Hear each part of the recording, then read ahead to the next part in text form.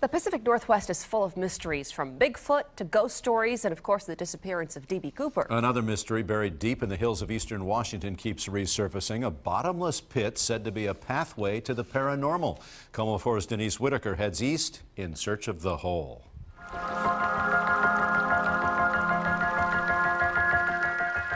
Ellensburg and its surrounding valleys and Menashtash Ridge are beautiful in any season, but some believe what lies beneath is a deep, dark hole with supernatural powers. One of the only people alive ever known to have seen this mysterious hole took me as far as he could or would. Oh, honey, don't go up that damn driveway. I want to see if there's tracks up here. I'm just curious. You're out of your tree going up there. Red Elk, a Native American shaman or medicine man, tells me his dad first showed him the hole in 1961. He said, this is an endless hole. He says he's been back many times and that strange things happen every time he goes near it. And people get it confused with what I call the devil's hole. Many locals claim to know about the hole, but it didn't really become a phenomenon until 1997, when Mel Waters went on the Coast to Coast radio show with Art Bell. As usual, I brought the dogs with me. They wouldn't go anywhere near the damn thing. Waters said the hole had a 3-foot stone wall around it. It seemed bottomless to him, so he used an old shark fisherman's trick, sending thousands of feet of fishing line down. What I did is I sent down a roll of lifesavers. Lifesavers? Yeah, so when it hits the water, the lifesavers will dissolve.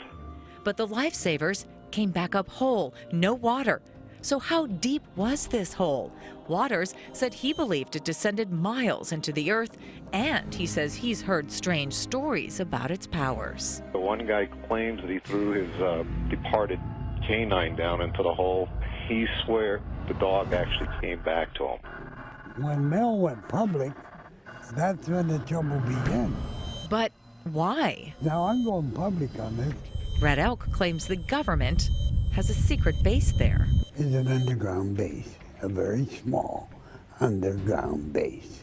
That's how Red Elk explains white boxes covering the area on some satellite images. Is the government covering something up? Red Elk says he's also witnessed alien activity at the hole. A huge spacecraft, one, will appear and hover over the hole. That, he says, happens during summer solstice. They unload and then they load, and then they take off. God help the things that they load. Alien spacecraft? Dogs that come back to life? I went to the Northwest Museum of Legends and Lore seeking some answers. Well, I believe there is a hole.